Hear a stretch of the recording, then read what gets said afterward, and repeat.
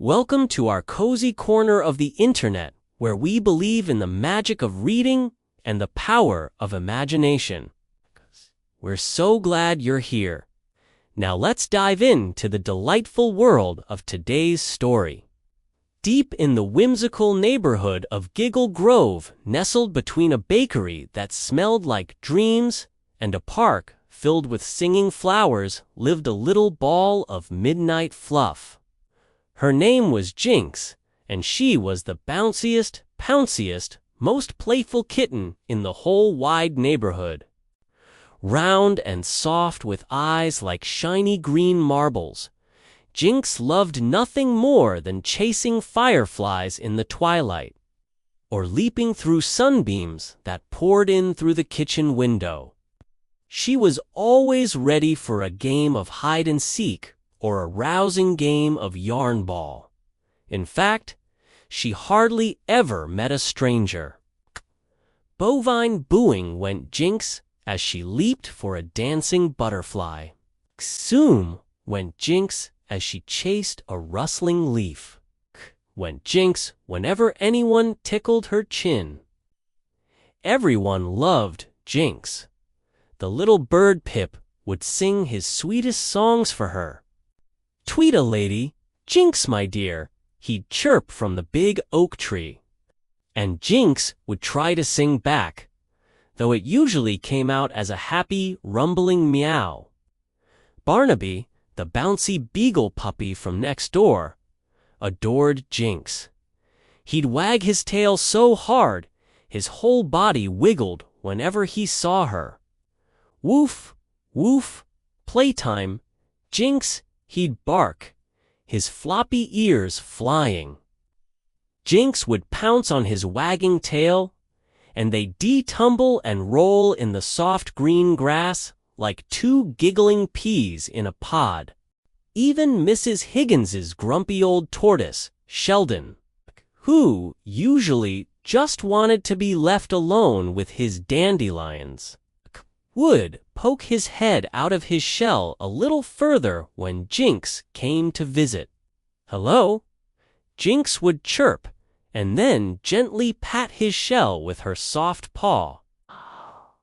And Sheldon would give a slow, sleepy blink, which Jinx knew was tortoise for hello, little fluffy one.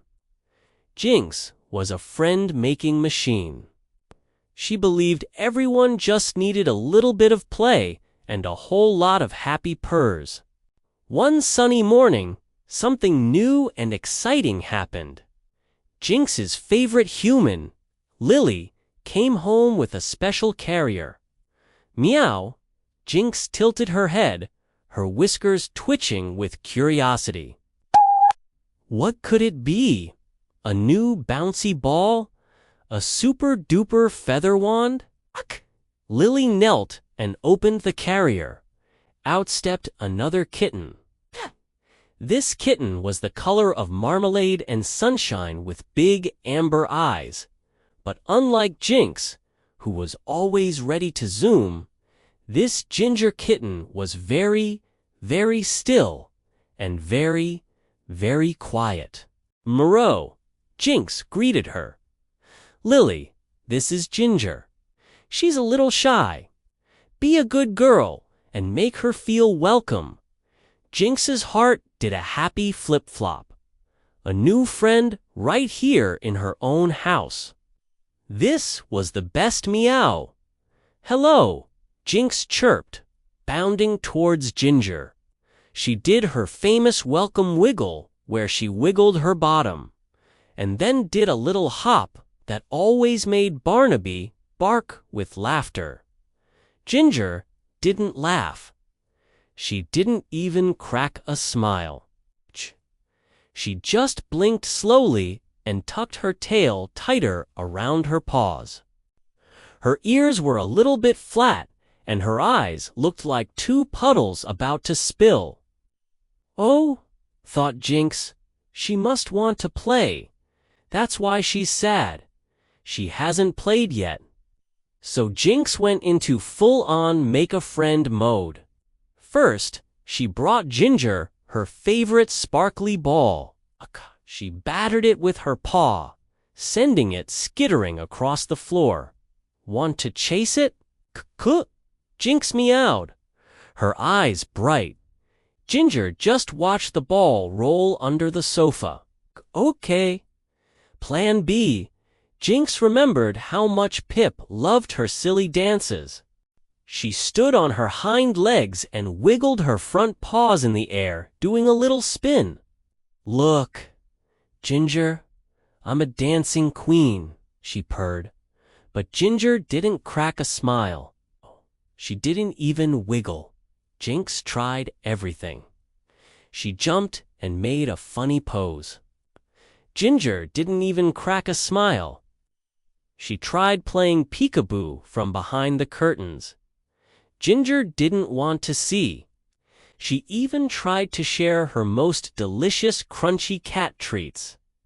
Ginger just sniffed them and turned her head away.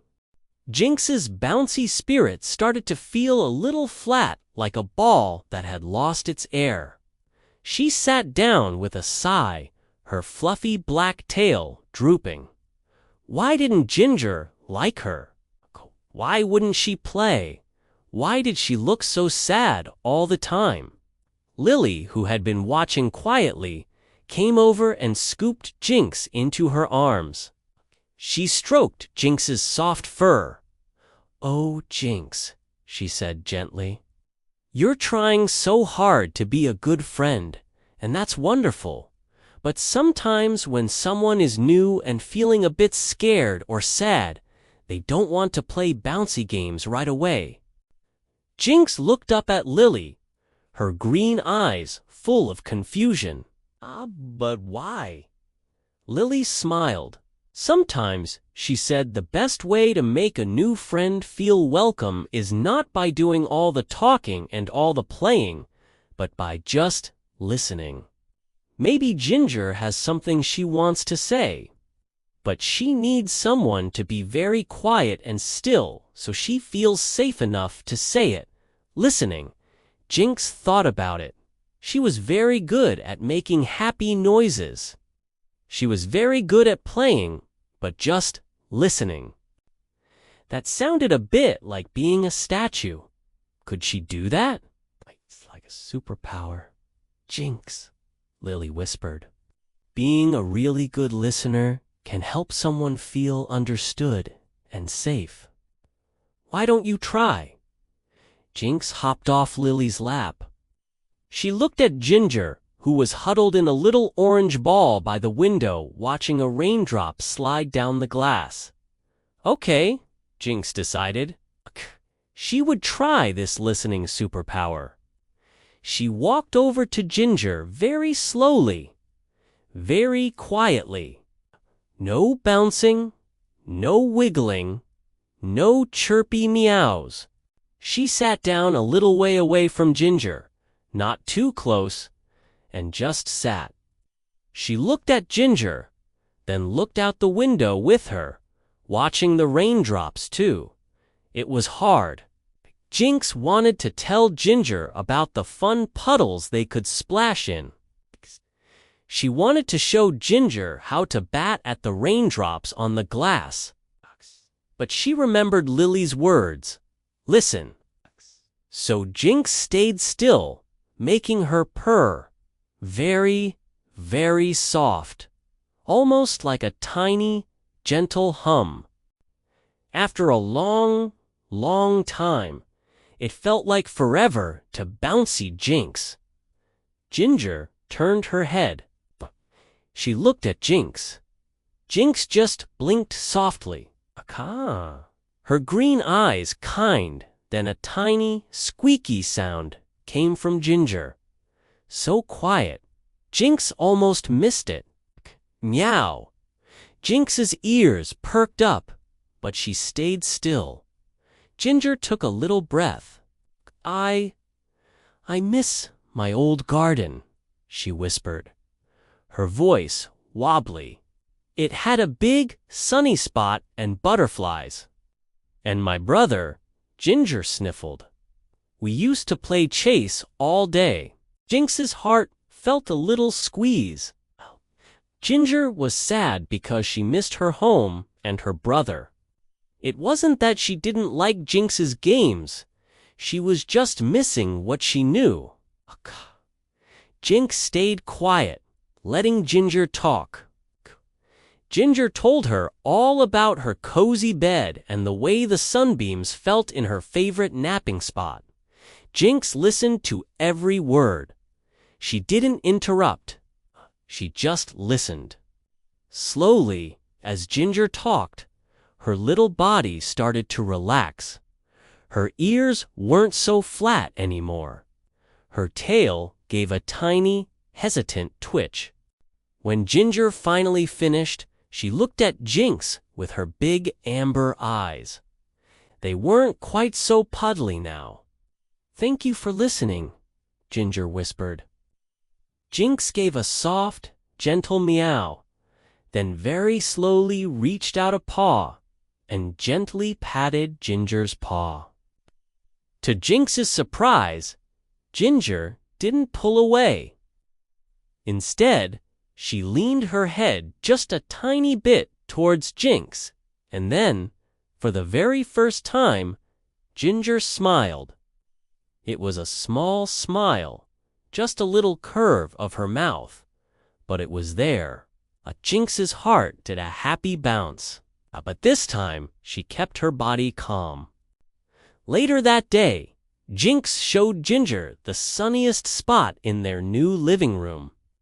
And when Jinx gently nudged her sparkly ball towards Ginger, Ginger didn't ignore it. She looked at Jinx, then at the ball, and then she gave it a playful tap, and they both chased after it. Jinx realized Lily was right. Sometimes the best way to be a friend wasn't about being the loudest or the bounciest. Sometimes the most important thing you could do was to be quiet and still and just listen. Listening truly was a superpower, and Jinx, the friendliest, most playful cat in the whole wide world, had just learned how to use it to make her newest, shyest friend feel happy and safe. And that felt like the best kind of play in the whole wide world. The end.